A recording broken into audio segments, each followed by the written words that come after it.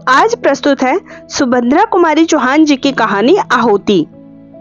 जनाने अस्पताल के पर्दा वार्ड में दो स्त्रियों को एक ही दिन बच्चे हुए। कमरा नंबर 5 में बाबू राधे श्याम जी की स्त्री मनोरमा को दूसरी बार पुत्र हुआ था। उन्हें प्रसूति ज्वर हो गया था।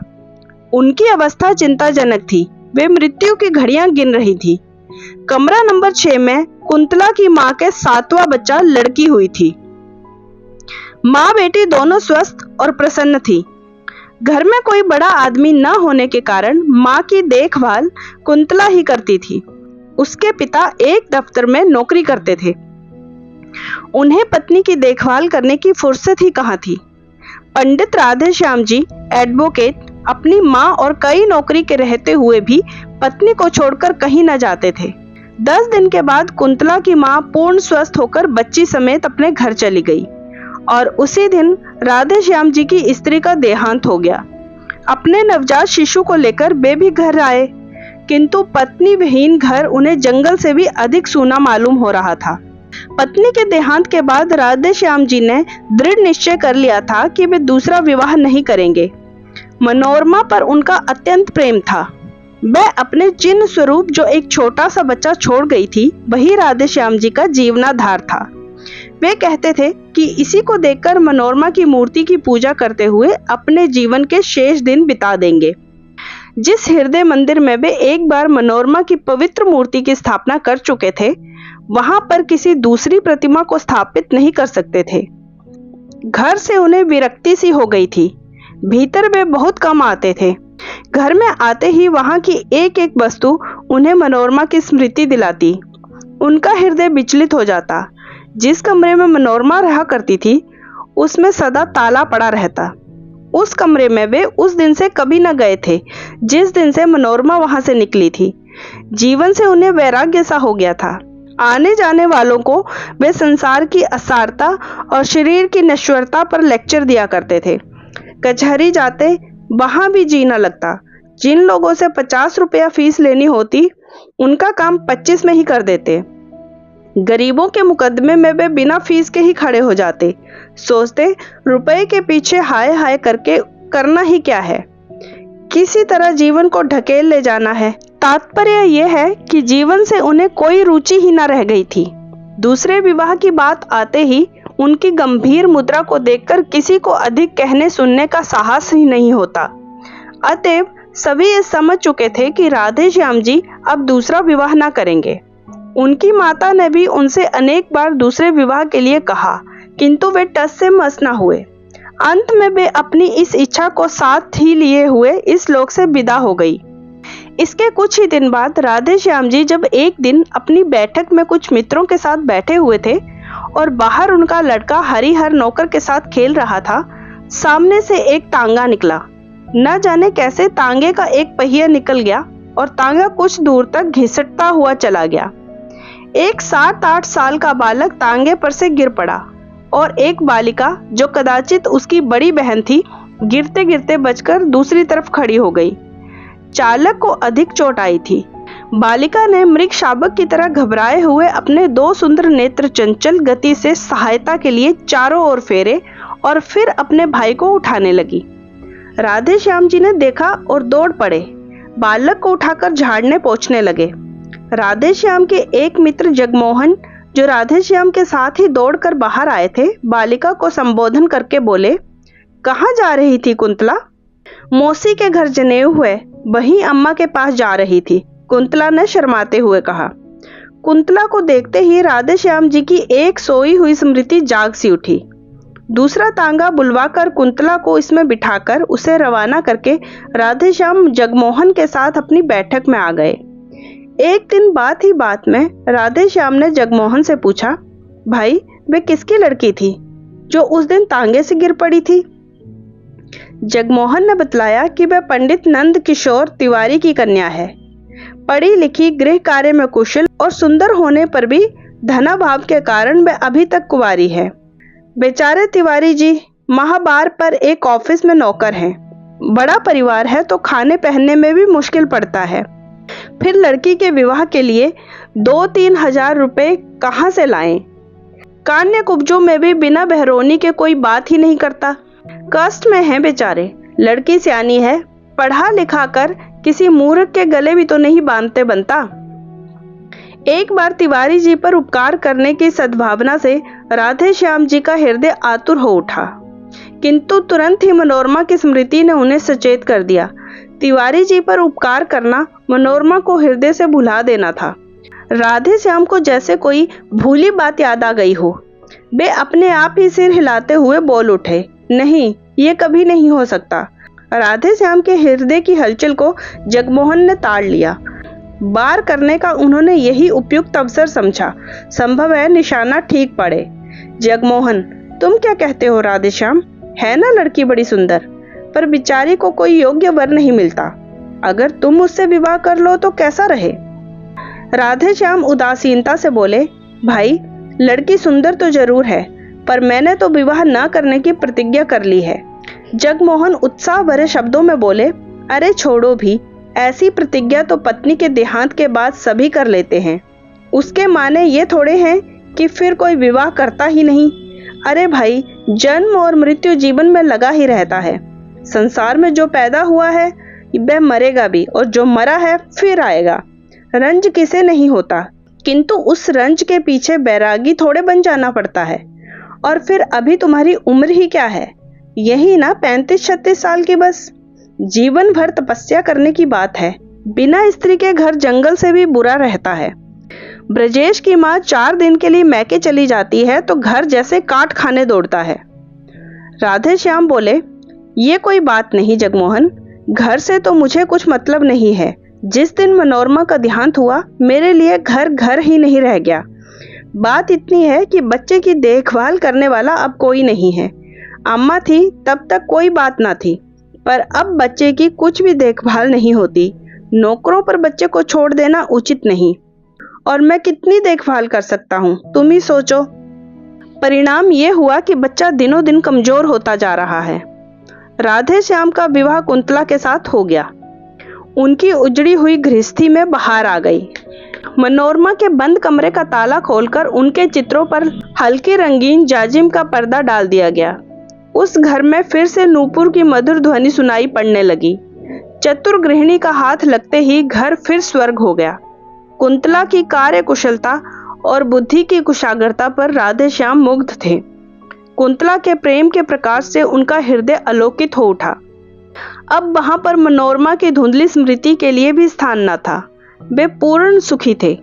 राधे श्याम जी ने दूसरा विवाह किया था, संभवतः हरिहर की देखभाल के लिए ही, किंतु इस समय कुंतला को हरिहर से अधिक राधे श्याम की देखभाल करनी पड़ती थी। उनकी देखभाल से ही वह परेशान हो जाती, इतनी थक जाती कि उसे हरिहर की तरफ आंख उठाकर देखने का भी अवसर न मिलता। कुंतला के असाधारण रूप और यौवन ने तथा राधे श्याम की ढलती अवस्था ने उन्हें आवश्यकता से अधिक असावधान बना दिया था। बुरा भला कैसा भी काम हो, सबकी एक सीमा होती है। राधे श्याम के इस अनाचर से कुंतला को जो मानसिक वेदना होती सो तो थी ही, उसके स्वास्थ्य पर भी पड़े बिना न रहा। कुंदन की तरह उसका चमकता हुआ रंग पीला पड़ गया, आंखें निस्तेज हो गई। 6 महीने की बीमार मालूम होती। वैसे भी वह स्वभाव से सुकुमार थी। अब चलने में उसके पैर कांपते, सदा हाथ पैर में दर्द बना रहता, जी सदा ही अलसाया रहता। खाट पर लेट जाती तो उठने की हिम्मत न पड़ती। कुंतला की इस अवस्था से राधे श्याम अनविज्ञ हो सो बात न थी। उन्हें सब मालूम था। कभी कभी ग्लानि और पश्चाताप उन्हें भले ही होता, किंतु लाचार थे। कहते हैं, ढलती उम्र का विवाह और दूसरे विवाह की सुंदर स्त्री मनुष्य को पागल बना देती है। था भी कुछ ऐसा ही। कुंतला अपने जीवन से कुछ बेजार सी हो रही थी, किंतु वह राधे श्याम को किस प्रकार रोक सकती थी? वह तो उनकी विवाहिता ठहरी। 7 भांवरे फिर लेने के बाद घनश्याम को उसके शरीर पर पूरी मोनोपोली सी मिल चुकी थी। इधर कुछ दिनों से शहर में एक स्त्री समाज की स्थापना हुई थी। एक दिन उसकी कार्यकारिणी की कुछ महिलाएं आकर कुंतला को निमंत्रण दे गई। कुंतला ने सोचा, अच्छा ही है, घंटे 2 घंटे घर से बाहर रहकर अपने इस जीवन के अतिरिक्त भी देखने और सोचने समझने का अवसर मिलेगा। उसने निमंत्रण स्वीकार कर लिया। वहां गई भी। वहां जितनी भी स्त्रियों ने भाषण पढ़े या दिए, कुंतला ने सुने। उसने सोचा वह इन सबसे अच्छा लिख सकती है और बोल भी सकती है। घर आकर उसने भी एक लेख लिखा। विषय था भारत की वर्तमान सामाजिक अवस्था में स्त्रियों का स्थान। राधे श्याम जी ने भी लेख देखा, बहुत ही प्रसन्न हुए। लेख लिए हुए वे बाहर गए। बैठक में कई मित्र बैठे थे, उन्हें दिखलाया। सभी ने लेखिका की शैली और सामयिक ज्ञान की प्रशंसा की। अपने एक साहित्य सेवी मित्र अखिलेश्वर को लेकर राधे श्याम भीतर आए। कुंतला को पुकार कर बोले, कुंतला, तुम्हारा लेख बहुत ही अच्छा है। मुझे नहीं मालूम था कि तुम इतना अच्छा लिख सकती हो, नहीं तो तुमसे सदा लिखते रहने का आग्रह करता। तुम्हारे इस लेख में कहीं भाषा की त्रुटियां हैं जरूर, पर ये मेरे मित्र अखिलेश्वर ठीक कर देंगे। अब तुम रोज कुछ लिखा करो, ये ठीक कर दिया करेंगे। मुझे तो भाषा का ज्ञान नहीं, अन्यथा मैं ही देख लिया करता। खैर कोई बात नहीं, ये भी घर के ही आदमी हैं। कुंतला के लेखों को देखने का भार अखिलेश्वर को सौंपकर राधे श्याम को बहुत संतोष हुआ। कुंतला को अब एक ऐसा साथी मिला था जिसकी आवश्यकता का अनुभव वह बहुत दिनों से कर रही थी, जो उसे घरेलू जीवन के अतिरिक्त और भी बहुत सी उपयोगी बातें बता सकता था, जो उसे अच्छे से अच्छे लेखक और कवियों की कृतियों का रसास्वादन करा के साहित्यिक जगत की सैर करा सकता था। कुंतला अखिलेश्वर का साथ पाकर बहुत संतुष्ट थी। अब उसे अपना जीवन उतना कष्टमय और नीरस ना मालूम होता था। कुंतला और अखिलेश्वर प्रतिदिन एक बार अवश्य मिला करते थे। कुंतला की अभिरुचि साहित्य की ओर देखकर उसकी विलक्षण कुशाग्र बुद्धि एवं लेखन शैली की असाधारण प्रतिभा पर अखिलेश्वर मुग्ध थे। वे उसे एक सुयोग्य रमणी बनाने में तथा उसकी प्रतिभा को पूर्ण रूप से विकसित करने में सदा प्रयत्नशील रहते थे। लाइब्रेरी में जाते, अच्छी से अच्छी पुस्तकें लाते और उसे घंटों पढ़कर सुनाया करते। कविवर शैली, टेनिसन और कीट्स तथा महाकवि शेक्सपियर इत्यादि की ऊंचे दर्जे की कविताएं पढ़कर उसे समझाते, उसके सामने व्याख्या और आलोचना करते और उससे करवाते। हिंदी के धुरंधर कवियों की रचनाएं सुनाकर वे कुंतला की प्रवृत्ति कविता की ओर फेरना चाहते थे। उनका विश्वास था कि कुंतला लेखों से कहीं अच्छी कविताएं लिख सकती है।